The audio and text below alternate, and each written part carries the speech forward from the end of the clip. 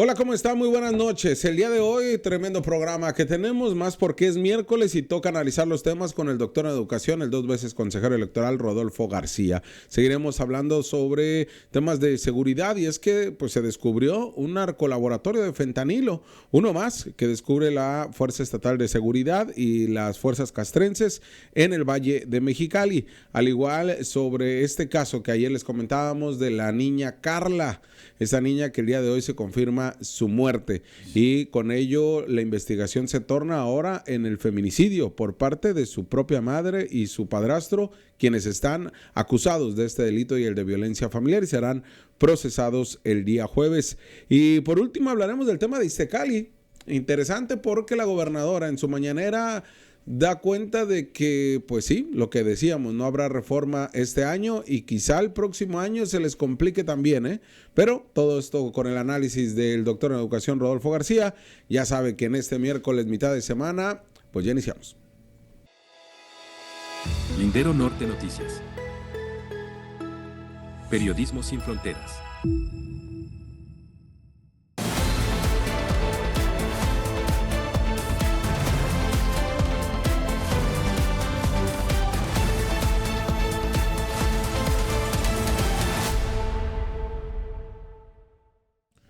Y comenzamos con todo el ánimo. Rudy, ¿cómo estás? Muy buen día.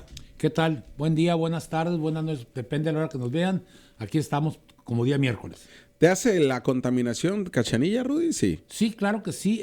Tengo por rutina salir a caminar entre 7 y 7 y media de la noche y la verdad es que es palpable en el lugar donde vivo la capa, no sé cómo llamarle, nata de lo que hay en el ambiente con cubrebocas y todo lo demás y sí sientes.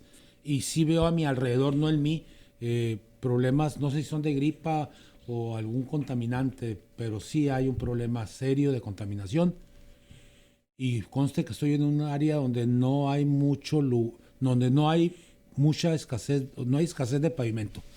Rudy, pues bueno, a todos nos ha pegado. La Secretaría de Medio Ambiente habla sobre pues estas banderas que no se ponen de acuerdo. Dice la Secretaría que entre semanas son verdes y el fin de semana ya se ponen en fase de contingencia ambiental. La realidad es que las mismas, la visibilidad que nos da o la invisibilidad que nos impide realmente pues disfrutar de un aire, pero además lo sientes, ¿no? Quien ha caminado aquí lo siente. Mira, es muy fácil. Ponte contraluz de la luz del alumbrado público y tú te vas a dar cuenta de la capa completa de polvo y las partículas, ¿no? Las partículas las vas a ver ahí, es tan sencillo como eso. Nos anuncian que continuarán comprando estas estaciones de monitoreo. Al final del día pues solamente nos van a medir el aire o la calidad del aire. Ajá. Porque el IES, no, ¿cómo vas a resolver el problema de la contaminación? Claro. Y el problema de la contaminación, sin ser ingeniero, es pavimentando y poniendo banquetados de entrada. Sí. Rudy, metámonos a los temas de hoy porque pues el día de ayer localiza la Fuerza Estatal de Seguridad de la Secretaría de Seguridad Pública Ciudadana un narcolaboratorio más. ¿Qué implica el hallazgo del día de ayer, Rudy? Que informábamos hoy por la mañana en Lindero Norte sobre la que se encontraba resguardado este inmueble en un punto que ha sido identificado como que es un punto de operación del crimen organizado, tanto quienes operan en el Valle Mexicali como en el Valle San Luis, que son los mismos, y ligado directamente a los rusos. Esto que es de fentanilo, Rudy, o sea, ya no hablamos de metanfetaminas, ya no hablamos de que se encontraron zonas donde se estaban haciendo estas drogas duras que de la década pasada, inicios de la década pasada, nos situaban en los mayores consumidores en Mexicali. Pero bueno, ahora fentanilo, Rudy. ¿Qué nos dice que sea en el kilómetro 57 en toda esta región, incluida Luis B. Sánchez? Esa es crónica de una denuncia anunciada, Jorge. Tú sabes bien que en este proceso del 57, colindante, separado por un callejón nada más con respecto a Sonora, hay un cruce completo. Yo me preguntaría si esto no es resultado o como un resultado que obtienen con la detención de esta persona que hicieron hace unos días. El Tochi. Sí. ¿No habrá alguna relación, algún esclarecimiento o algún seguimiento? Porque en el kilómetro 57 es muy fácil mapear casa por casa, Jorge. Si tú usas inteligencia en un poblado como ese, tú puedes mapear, y mapear es saber quién vive ahí y de qué vive. ¿Y cuáles Sí. casas están solas? ¿Y quién entra y quién sale? ¿Y de quién son los carros nuevos o del año que entran y salen de ahí? Eso es muy fácil. Complejo es más en Mexicali o en Tijuana.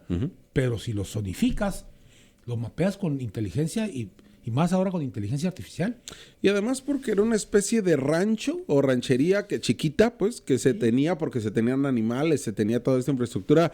Ahí podemos ver unas imágenes que nos proporciona Eduardo Villa, que pues ese es el lugar, la choza, por así decirlo. Así es. ¿No? Una casa hechiza donde tenía un terreno amplio, pero no necesariamente ahí hacían la droga, sino al interior de esa vivienda que se encuentra ahí en la estación Coahuila, kilómetro 57, en el Valle de Mexicali. Dice la Secretaría de Seguridad Ciudadana, son dos elementos. Una, la Secretaría de Seguridad Ciudadana nos dice que fue por los olores a químicos que se acercaron. Y la Sedena nos dice que se encontraron medio kilo de fentanilo ahí tirado y que por eso dieron con el lugar. Entiendo que pues en la investigación no van a decir nos soltaron la sopa o llegamos a reventar, ¿no? O sea, sí entiendo que pues bueno, tienen que actuar conforme a derecho, por así decirlo. No podemos ser tan ingenuos, Jorge. Sí. Si Sedena está metido ahí, si la Secretaría de Seguridad Ciudadana a nivel nacional ya está metido aquí con esta persona, al cual no conozco, pero voy a decir que yo no sé qué pasó con Harfuch, que empezaron a cambiar las cosas, ¿eh? Sí. Y no son ni debatibles, o sea, cómo se ha ido gestando esto. Esto es mapear, Jorge. O sea, esa choza, ¿por qué está ahí? ¿Por qué tiene animales? Alguien que conoce el valle sabe que un caballo, una res te cuesta una lana diaria. Sí. Dos, ¿y qué carros entran y salen? Y además, ¿con qué entran y salen, no? ¿Con qué entran y salen? O sea, a eso me refiero en mapear. Porque hacer un narcolaboratorio no es como mi juguete, mi alegría. No. O sea, no es un matraz, No. una capsulitas y llenarlo. Ni siquiera es como en su momento en los 70s, 80s, Rudy, bueno, en los 80s, 90s, era el tema del crack, ¿no? Del crack, me cuando acuerdo. iniciaba, que era incluso no era tan complejo. Así es. Era peligroso, pero no tan complejo. Hoy es peligroso, complejo, pero además requieres de una serie de reactivos químicos que no se encuentran en todos lados y que de alguna manera deben llegar ahí. ¿Qué estoy diciendo? ¿Que nadie pasaba por ahí? Claro que sí. Entonces, mapear es eso es usar la inteligencia. ¿Qué hay en tal parte? ¿Qué hay? Que incluso vas descartando, Jorge. Aquí vive, no sé, el comerciante fulano, aquí vive, no tengo duda, aquí vive la maestra, aquí vive el señor que vende los tacos.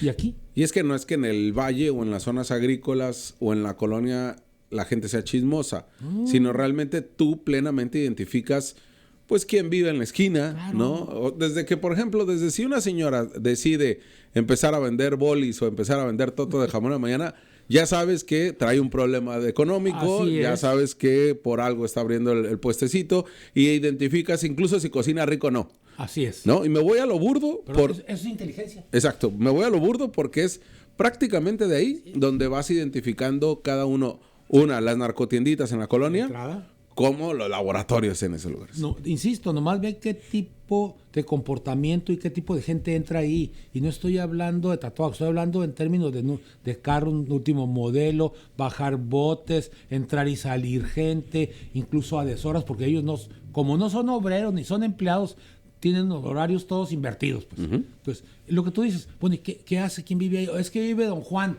¿Y qué hace don Juan? Sí, Si tiene 3 reses, se me ocurre, y 3 caballos, ¿y qué hace don Juan? ¿qué hacer? Claro. No, pues no sé. ¿Cómo que no sabes? A ver, ¿cómo? A ver, vamos a verle. Para empezar, ¿quiénes son ellos, no? Así es. O sea, porque ni los conocemos. Así es. Que eso es lo que ha prevalecido o ha sido de manera recurrente en los últimos años. Hablo del último lustro en el Valle de Mexicali. Así es. O sea, y tú conoces bien el Valle de Mexicali, Sí. Rudy, como en estos ejidos hablamos del 43, del 57, de algodones, de todas estas Del Venustiano Carranza. del Venustiano Carranza, el Villa Zapata, Sí. incluso hasta el Chiapas, Hasta el Chiapas. que son zonas donde ya los mismos vecinos identifican quién es más malandro que otro. Así ¿no? es, así Entonces, es. sí es decir, a ver, estos llegaron hace poco y empezaron a hacer este movimiento. Yo no digo que la labor de inteligencia la tengan que hacer los vecinos. Lo que me refiero es que si los vecinos saben, la autoridad también lo sabe. También lo sabe, porque se filtra. Mira, en esos recorridos que puedes hacer, tú identificas quién trae un carro nuevo, quién no, llegas a la... O sea, para eso son expertos en las entrevistas, Jorge. ¿Sí? para mapear. O sea, mapear, insisto, es eso, a ver, ¿quién vive aquí? Y más en un ejido o en alguna colonia tan chica, no inmensa, donde puedes decir, este vive de esto vive de lo que tú dices. Doña fulana es la que vende los hot dogs. Yo te voy a decir, en el Durango, pues, ahí en el Durango se sabe quiénes son los hot dogueros. Sí. Es que fulano vive ahí, vende hot dogs en tal esquina, el otro también, el otro es el gerente de la gasolinera, el otro trabaja en Fevisa. O sea, tienes. Y después te queda el resto. Pues, y estos, quién sabe. Exacto. Pues escuchamos al secretario de Seguridad Ciudadana, Tizoc Aguilar Durán, que justamente el día de hoy habló del tema en la mañana. Ayer tuvimos conocimiento por una denuncia de fuertes olores a químicos, gente armada que estaba por el lugar. Al concurrir nosotros como autoridad a verificar la información, encontramos indicios químicos similares a los que encontramos en el laboratorio del año pasado. Sí, eso nos conllevó a una hipótesis sustentada para poder soltar una orden de investigación y determinar obviamente si adentro hay los químicos que se ocuparon o las mezclas que estaban ocupando en el otro lugar. Sí, para la confección de pastillas de fentanilo. ¿Cuáles son las características de esto? Pues, obviamente, pues son los químicos de color azul, acetona y otros químicos similares que nos hacen, cosa más suponer, sí, que en el interior también se está llevando a cabo las cocciones de forma similar como lo encontramos el año pasado en el lugar ahí, cosa de Valle Mexicali. Juan Carlos. Entre ellos maquinaria también hablaba, ¿no? Máquinas, claro. Pues. Y además de esto, Rudy nos comentaba que son 3 narcolaboratorios que en los últimos 2 años han detectado en Baja California. Pues es que tendría que ser hasta obligado. Si la frontera está aquí, pues ¿para qué hacer el laboratorio desde Sinaloa? ¿Se perdió 6 años con la administración de AMLO al no reconocer este tema, Rudy? Sí, yo creo que, bueno, se perdieron sí porque se pudo haber avanzado más con una decisión más fuerte o con un secretario de seguridad como Harfuch. Porque, y hablo de perder porque si empiezas con el reconocimiento de decir, a ver, pues obviamente que el tráfico pues tiene que tener un punto de partida. Así es. ¿No? O sea, no es como que llega por sí solo a la droga hacia el gabacho. No. Entonces, y donde la mayor preocupación que tiene el gobierno de México desde Andrés Manuel López Obrador hacia los chapitos era por el fentanilo, la producción y el tráfico de fentanilo. Hoy vemos que también estos narcolaboratorios son de los rusos. También, a lo que voy. El asunto está más... Para mí es más sencillo. Las aduanas marítimas fundamentalmente tienen que ser, pero en exceso exigentes para evitar la llegada de todos los precursores químicos. Primero. Cierto. Ok, se te filtran uno, está bien. ¿Dónde los hacen y quiénes los hacen? El problema es que comenzó los chapitos a hacerlo, pero ahora también las otras partes también lo están haciendo. Tener así que estos narcolaboratorios no son de los chapitos, ¿eh? No, y además, Rudy, también comentar, dentro de este análisis, yo lo cuestiono mucho así, de chilangocentrista, de medios de comunicación de la capital del país, refieren y ponderaban decomiso de 2 toneladas de fentanilo. A ver, espérame. No voltean a ver lo que realmente sucede en los estados. Así es. Entre ellos los narcolaboratorios, entre ellos todas estas pastillas que se empiezan a decomisar, los precursores que se empiezan a decomisar, como dice, lo que sucede en las aduanas, cómo es que llegan los precursores. Entonces, cuando volteamos a ver eso, es ínfimo lo que realmente están decomisando. Ahora ya lo decomisan. Me voy a poner peor. Si decomisas 2 toneladas, ¿cuántas están en circulación? Sí. Porque yo no creo que sea el decomiso que haya desbaratado el mercado del fentanilo, ¿eh? Que fue algo similar que sucedió cuando eran ¿cómo se llaman? Donde obtienen la heroína. Es la amapola. Okay. Cuando empezó el tema de la amapola, era primero decir, no, a través de la amapola no hay problema. Y después, ¿sabes qué? Siempre sí. Pero se da en estas regiones donde tiene que ser cierto clima. Y después se dieron cuenta, no. ¿Sabes qué? En esta zona de Guerrero es donde más se da, en Michoacán es donde también puedes tener. ¿A qué voy con eso? Que en estas labores de inteligencia y reconocimiento de la problemática que se vive en el país en cuanto al tráfico de drogas, no se tiene un esquema bien identificado o se deja pasar mucho tiempo cuando ya tienes el gran problemón que está. Es que ahorita ya estás en el gran problemón, ¿eh? Sí. O sea, ya se dejó pasar el tiempo, ya estás en el gran problemón. Ahora, para ese gran problemón requieres de grandes respuestas. Y grandes respuestas no quiere decir solamente encontrar un laboratorio, sino golpear la parte de abajo de los laboratorios, quiere decir los laboratorios más chiquitos, Jorge, como ese. Sí.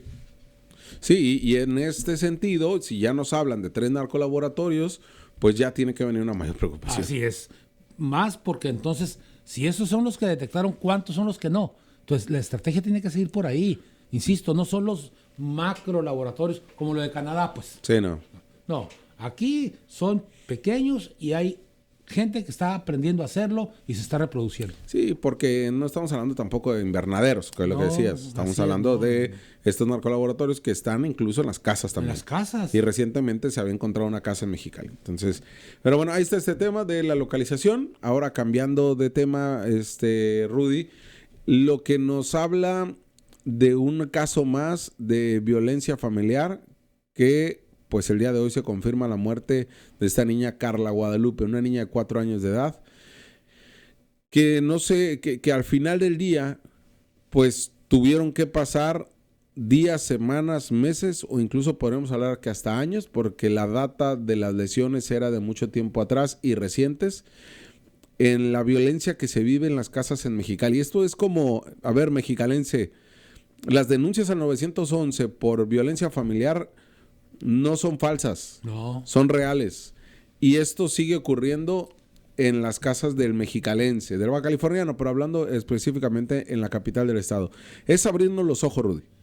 Hijos, Jorge, cuando me enteré eso ayer, me trabo de coraje, de frustración, de indignación y algo más. Uh-huh. ¿Cómo un sujeto puede violentar de esa manera a una niña de 4 años? Uh-huh. Sí, y lo digo sin falsos o no. Si supieran ustedes que yo tengo una perrita de 8 semanas que la traigo todos los días cuidándole y que tome y que coma porque es un animalito, una niña de 4 años. Y lo peor, Jorge, que la mamá lo consienta. Sí. Eso nos habla de una situación silvestre en términos Uh-huh. culturales en Mexicali que debe ser imperdonable. Sí. Y Estoy enojado porque es que no lo puedo concebir. ¿Cómo maltratar a una niña? ¿Saben qué? Denle un hospicio.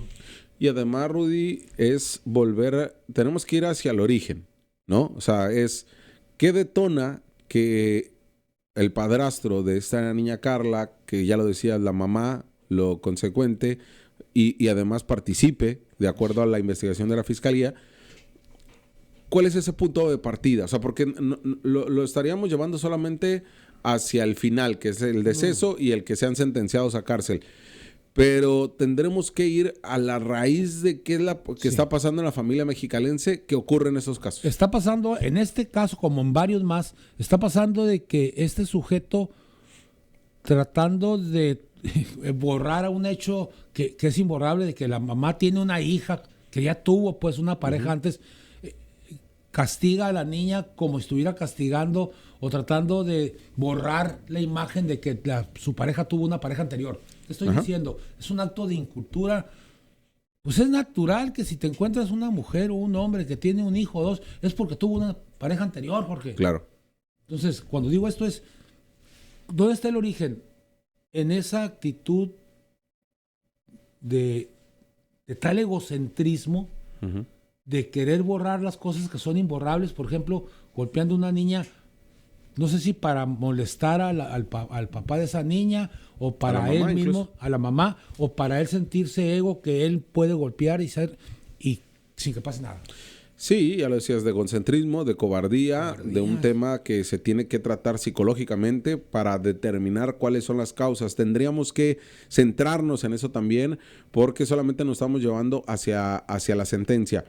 Recordándole a la gente, esta niña, Carla Guadalupe, duró 5 días en terapia intensiva. Pues imagínate. 5 días que fue porque terminó inconsciente, que su mamá y su padrastro la llevaron a la clínica Arce Quiñones, quien termina trasladando al Hospital General el pasado viernes a las 11 de la mañana.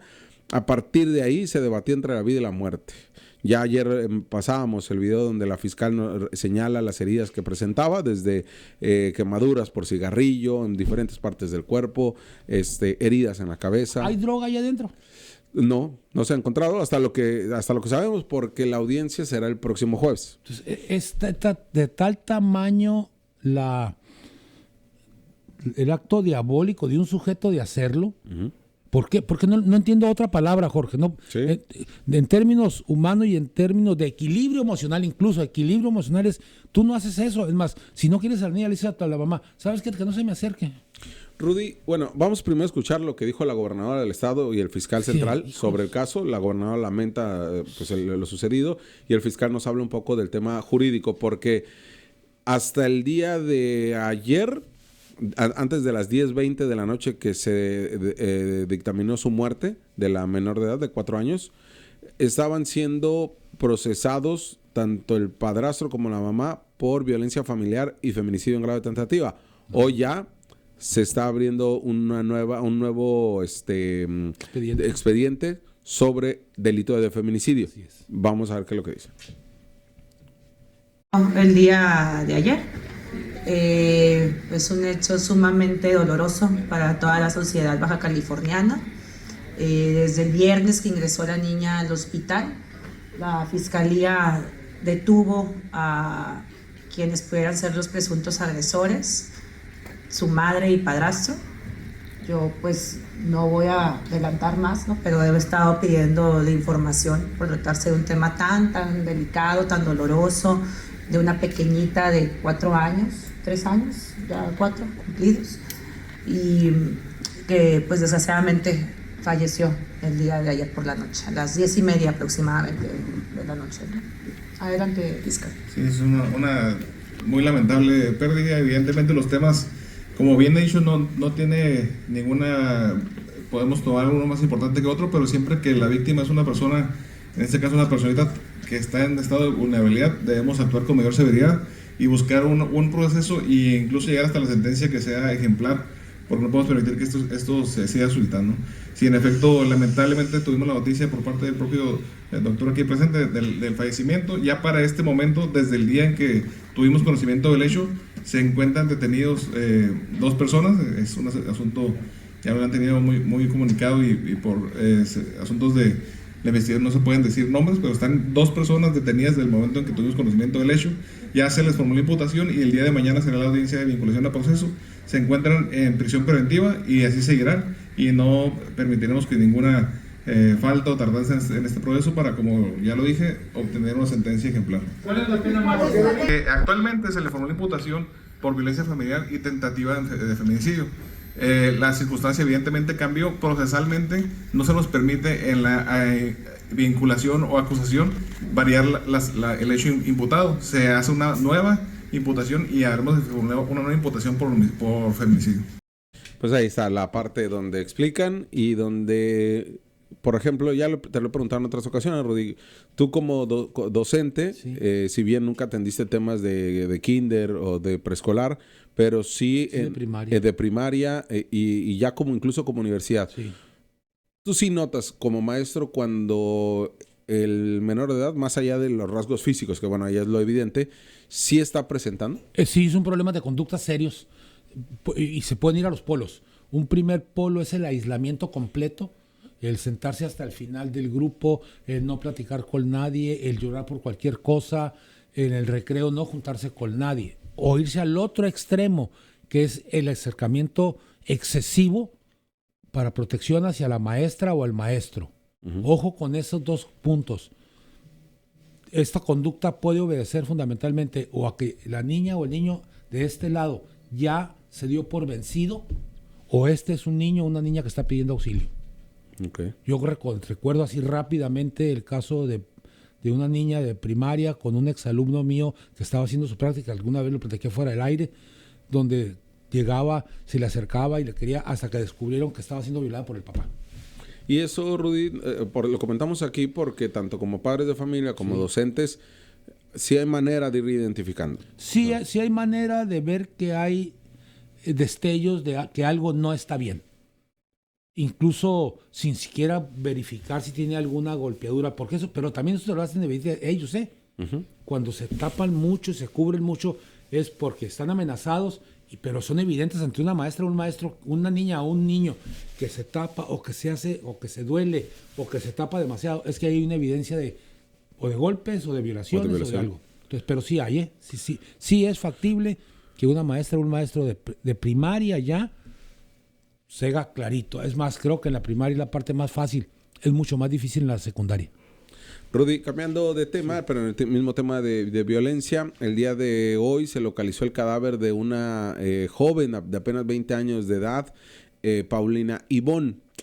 Lo importante o donde se está centrando la investigación es a partir de la violencia con la que se encontró, o las huellas de violencia con las que se encontró esta joven.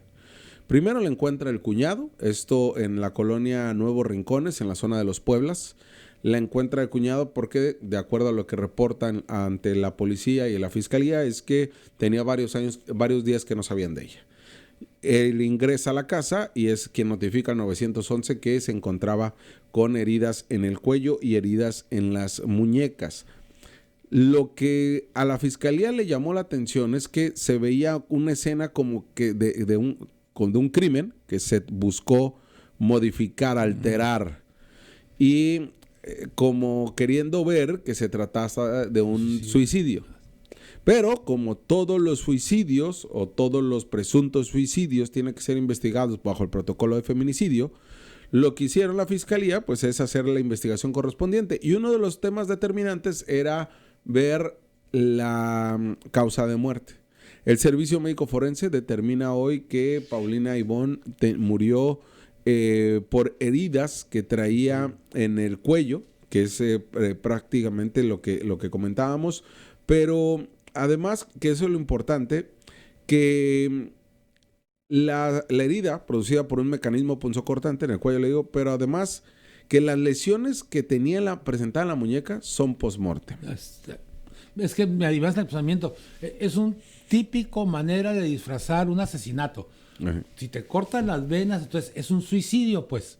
Entonces, fíjate, ahí está, de veras me estaba yo riendo porque, no, ¿cómo que te picas aquí y luego te picas acá? No. Si te quieres suicidar, te vas a cortar las venas y nada más. Y incluso, Rudy, puedes cortarte las venas y después el cuello, sí, pero las heridas son después de muerte. Entonces no se puede. Ya no se puede. Entonces es ahí donde la investigación pues se cambia y lo está investigando homicidios violentos, lo que podría tratarse de un feminicidio. Uno de las hipótesis, hipótesis, pero líneas de investigación más sólidas es su entorno personal, su expareja. Todavía no está como presunto responsable, todavía no se le acusa ni se le imputa ningún delito, pero ya se puede tejer una investigación al respecto. Hablamos... pero no te puedes suicidar después de muerto, José. Sí, no. Entonces, eso es importante. ¿Y por qué lo manejamos aquí? Porque la investigación, cuando se hace de manera correcta y se cumplen todos los elementos, la puedes encauzar bien, ¿no, Rudy? Ahí está bien encauzada. Sí. Y ya para cerrar, Rudy, pues la gobernadora el día de hoy volvió a hablar sobre el tema de la reforma Iztecali a partir de manifestaciones que se han venido dando en escuelas principalmente, también en oficinas de gobierno en Tijuana principalmente, pero en escuelas docentes han pues con cartulinas decir que son parte de la resistencia y que quieren que la gobernadora les escuche, porque ellos también traen un planteamiento para el tema de Iztecali. Mira, Jorge, voy a decir algo que es probable que a una parte del magisterio no le guste porque no tiene información, pero yo lo que digo lo demuestro.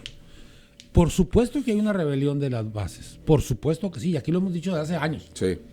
2, el problema de estas insurgencias, levantamientos, rebeliones de las bases, es que empiezan a ser utilizados o se meten al movimiento gente que trae intereses partidistas, y ahorita lo voy a decir, partidistas, pero además de partidistas, intereses personales o sindicales. Sí.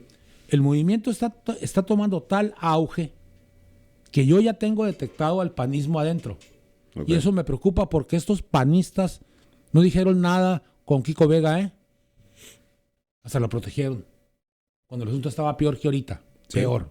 Entonces, eso es lo que me preocupa del movimiento. Por supuesto que yo estoy dentro del movimiento, pero en el sentido no activo. ¿Por qué? Porque es la juventud la que debe de estar enfrente y nosotros estar dentro de ese trabajo. Uh-huh. Preocupados, platicando con gente, pero ese es movimiento. Ojo con esto a quienes están al frente de del movimiento magisterial. Empieza a diversificarse, Jorge, y eso es muy peligroso. Es un principio de la derecha que nos lo aplicó a nosotros en los 70 y 80. Diversificar la izquierda a través de corrientes de pensamiento de izquierda para fraccionarnos y ganarnos. Ojo con eso. No puede haber aquí gente de intereses panistas metidos en el movimiento. No porque sea ilegítimo el PAN, sino que el PAN no tiene cara, o los panistas no tienen cara de tratar de generar un movimiento magisterial cuando ellos fueron los principales traidores. Les recuerdo nada más que en el 2015 fue una diputada panista del sindicalismo que también votó. Rudy, ¿hacia dónde tendrá que dirigirse ahora el movimiento luego de que la gobernadora ya fue clara y dijo este año no habrá reforma? Y posiblemente en el primer trimestre presentamos una reforma.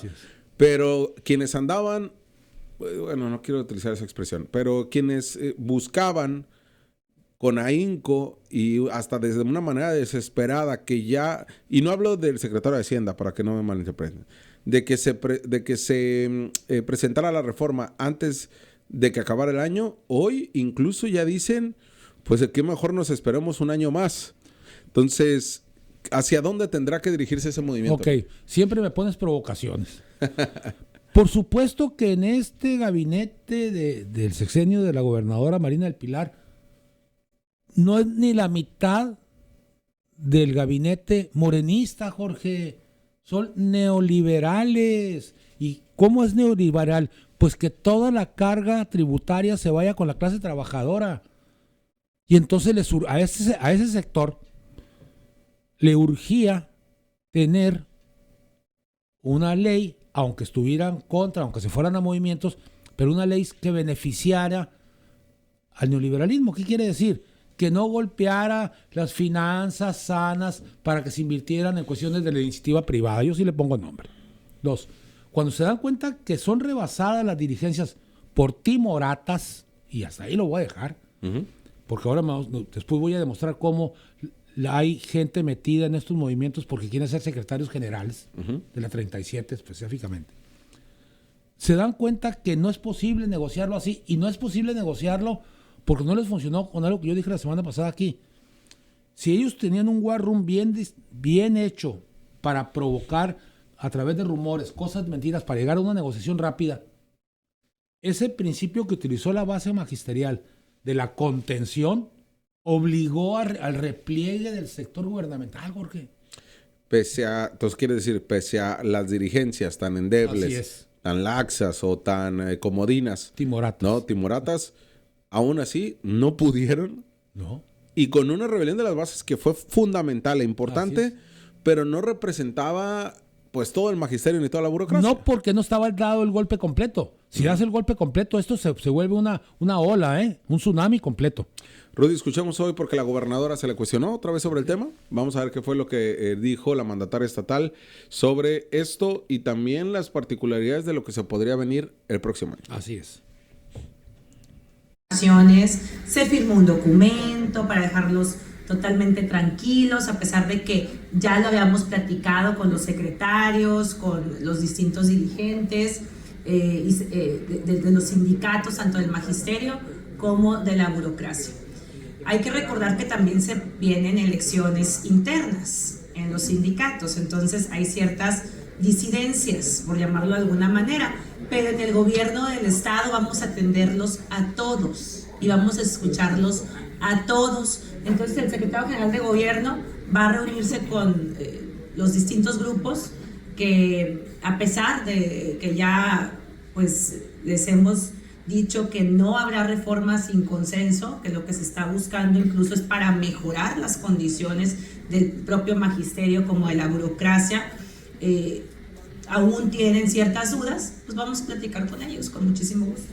Sí, básicamente son dos manifestaciones que se convocaron por el mismo liderazgo, una en Tijuana y otra en Ensenada. Se está platicando ahorita con ellos, no hemos localizado al líder que la encabeza, no está entre los manifestantes, pero pues evidentemente la instrucción de la gobernadora ha sido darle atención a todos los grupos que están manifestándose y darles la certeza evidentemente de que estaremos transitando juntos en este proceso de reforma, que es recordarles que es un acto de responsabilidad. que asume el gobierno, porque aunque incluso los beneficios de la reforma no se puedan ver en esta administración, la gobernadora ha tomado la decisión de señalar que este es un tema que si no atendemos con oportunidad, pues no solamente va a afectar al gobierno, sino también a los propios trabajadores, que evidentemente el gobierno se ve en incapacidad de cubrir. Entonces, la idea es que caminemos juntos, que platiquemos todo lo que se tenga que platicar. Hay reuniones que tenemos de trabajo en las próximas semanas con ellos para insistir en el tema y a partir de enero pues construir juntos ya una propuesta y tomar una decisión sobre el particular. Esa es la estrategia. Seguiremos privilegiando el diálogo, la instrucción de la gobernadora. Seguiremos privilegiando el diálogo, dice el secretario general de gobierno. Hasta hoy. Algo que no hubo. Pues hasta hoy. ¿No? O sea, ¿por qué? A ver, la gobernadora fue muy clara la vez pasada que habló del tema. Dijo, ya nos dimos cuenta que también tenemos que hablar con las bases. Que ese es un principio elemental de los gobiernos de izquierda. Así es. ¿No? O sea, es algo que planteas tú al principio. Entonces, el principio elemental es hablar con la clase trabajadora. Y con la verdad. Y con la verdad, que lo que decías, mostrar las cartas. Mostrar las cartas. Póngale abierto. Y que aún así, Rudy, si no quieres mostrar las cartas, no muestres mentiras. Ok. ¿No? Como decimos en el póker, paso. Ándale. O sea, y es decir, no blofees, pues. No blofeo, exactamente. Yo en esta jugada paso para que tú apuestes. Porque no es lo mismo blofear con un tema administrativo o político que con un tema jurídico que tenga que ver con tu jubilación, sí, pero con tu bienestar. Es altamente riesgoso porque va de por medio la vida de mucha gente. Rudy, ya comentamos, no, lo que escuchamos y vimos del gobierno es atrás los fielders, vamos a reorganizarnos, pero hoy por hoy, les decimos acá en Lindero Norte, no están organizados. Hay rupturas al interior que dejó la propia reforma. Ya se metieron más elementos a esta ecuación, y hablo de elementos no de manera peyorativa, sino elementos de la política misma, y es el secretario de Bienestar, Netza Jauregui, se metió a la ecuación. Ya hay otro elemento importante, Rudy, que es de dónde voy a sacar esos 10,000 millones de pesos con los cuales tengo que entregar este dinero a Iztecali. A ver, ¿cuáles 10,000 millones de pesos? Es otra vez la misma plática. Porque es donde hablas del juego limpio. A ver, el magisterio aporta cada mes, voy a inventar, 50 millones de pesos. El gobierno del estado aporta 100 millones de pesos. Esos 150 millones de pesos mensuales son 1,500 o 1,700 millones de pesos al año. Ahora la burocracia igual. A ver, ¿cómo se va esto en jubilaciones? Si me hablas tú así, me dices, pero el costo completo para pagarles a ustedes y tener el Iztecali bien, pues se va hasta 8,000 millones de pesos más. Pero entonces ya me estás diciendo lo que tú aportas, lo que yo aporto, más lo que ya estoy multando a Ensenada y a Tecate y a los paraestatales, pues vamos a hacer tanto. Eso es lo que no te dicen. Es el típico juego que tú conoces como politólogo de la estadística, pues. ¿Qué número juego para hacerlo ver muy grande o muy chico? Pues muy grande es, ¿cuánto se le invierte al Iztecali? 10,000 millones de pesos, ok, pero de esos, ¿cuánto es lo que debe de aportar el patrón y cuánto debe aportar el trabajador? Y el diferencial, entonces sí lo platicamos, pero el diferencial, no el total. Y ahí, Rudy, pues lo que todo se plantea es, ¿de dónde voy a manejar el dinero? De la federación. No te queda otro. ¿De qué partida de la federación? En una que no venga etiquetada, por supuesto. Pero hay que recordar que el 80% del recurso que viene para Baja California es de la federación. Y de ese, en su mayoría, está etiquetado. Se lo he dicho y lo sostengo como lo que soy, de manera abierta, consciente, sin chismes. Gobernadora, usted conoce bien al secretario de Educación Pública. Y sé que un sector del magisterio puede enojarse y la verdad es que, pues mis respetos. Logre federalizar la nómina. ¿Qué quiere decir? Que la nómina se la pague la federación y se la descargue el presupuesto estatal. Esa liberación te va a permitir hablar con los sindicatos, hablar con las bases y decirle, con lo que ustedes aporten, con lo parte de aquí que me sobra, vamos a rehabilitar el Iztecali y vamos a asegurar por 30 años las jubilaciones. Se me ocurre. Pero tienes que comenzar desde ahí, Jorge. La nómina. A ver, ella habla del Iztecali. ¿Por qué no dice qué porcentaje del presupuesto anual se le va en la nómina? No en el Iztecali, en la nómina el magisterio y la burocracia. Si logras que la federación, por las cercanías que tiene, le acaban de nombrar presidenta de CONAGO. Sí. Bueno, pues con eso, oye, asúmeme la nómina y eso me libera como Estado el presupuesto. Sí, y esa sería una estrategia que podría plantear el gobierno Claro que del sí. Estado. Claro. Y además con la buena relación que dices que tiene con Mario Delgado, y además que se tiene que hacer sí o sí una reforma a Iztacali. La reforma viene porque es urgente, es necesaria. Te insisto, si tú le preguntas a la gente si está consciente que con lo que aportamos durante 30, 35 años, a los 10 años estar jubilado, ya nos lo pagó el Iztacali, te va a decir que sí. Y la dos, te va a decir, yo estoy consciente de que a lo mejor tenemos que aportar algo más, pero no de la manera como lo están haciendo, Jorge. Sí. Ok, una cosa es las formas y otra cosa es el resultado. Rudy, ya, bueno, no lo voy a alcanzar a mover, pero nos pasaban un documento donde después de la visita de este grupo de resistencia hacia, es que no es resistencia, pero estos grupos que existen de la burocracia y que acudieron a la mañanera y que se reunieron con la Secretaría de Gobernación, pues ya se expide un documento al gobierno de Baja California para que les reciba. Así es. Porque, ojo, en el manejo político del tema, estos grupos de la burocracia principalmente ganaron el tirón en el manejo político. Sí, cómo no. ¿No? Y mediático. Sí. Les ganaron el tirón. Tanto el grupo de Victoria Bentley como de Altagracia López, como el de quien buscó ser dirigente Luisa López, y todos estos grupos de la burocracia, que al final se abrieron y se generaron en 3 grandes grupos. Ellos ganaron el tiro. Sí, la contención. Y es ahí donde lograron con un documento que ahora Gobernación, y hoy me mostraban el documento, ya tiene todas las protestas, todas las notas periodísticas, todo. Crearon una línea de información paralela a la que tiene la gobernadora con Gobernación. Como debe de ser en un movimiento, en un sistema, en un gobierno de izquierda que te va a escuchar a todos. Sí. Aquí el otro asunto es que ahí es donde puedes meter la coyuntura de la respuesta. Es decir, tenemos tal crisis de que páguennos la nómina, sí, como se la pagan a Tamaulipas, como se la pagan a Morelos, así páganosla. Y nosotros nos hacemos cargo de la cuestión del Iztacali y de las jubilaciones. Pues ahí está lo que se viene, Rudy. Complicado el escenario, porque están en la indefinición por parte del gobierno del Estado en tema reformista. Mi pronóstico es de enero a marzo va a venirse una hecatombe de negociaciones, de dimes y diretes. Hay que tener mucho cuidado con la desinformación y hay que tener mucho cuidado con los falsos líderes que van a tratar de subirse a esta cresta para aprovecharse. Cuidado, la base tiene que estar por encima de todos ellos. Y bueno, Rudy, gracias por estar acá con nosotros. Nada más deja ver si si alcanzaba aquí con un tema, pero ya mañana lo analizamos, porque está fallando redes sociales, está fallando Facebook y todo, y se nos ha complicado el programa del día boicot. de hoy. Sí, es un boicot.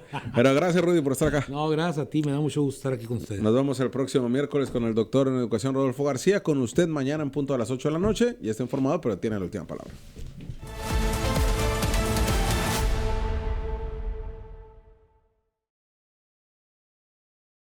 Hoy estoy más fuerte y más alta. Y puedo ganar todas las carreras. Y concentrarme mejor. Porque como dicen, pancita llena, corazón contento. Gracias al programa de desayunos escolares calientes del gobierno del estado de Baja California, se entregan casi 300,000 desayunos calientitos todos los días en las escuelas. Con tu ayuda, seguimos trabajando por nuestras pequeñas y pequeños, con el corazón por delante. Pancita llena, corazón contento. ¿Qué crees que me acaba de pasar? ¿Qué? No he pagado mi predial y me enviaron una carta que dice que si no pago ya, me van a cobrar recargos y me pueden hasta embargar. No manches. Sí, ya investigué y sí es cierto. No pagar el predial puede salir bien caro. ¿Y qué vas a hacer? Nomás lo que debía haber hecho antes, ir a pagar mi predial y aprovechar los descuentos. Gobierno de Mexicali, uniendo esfuerzos.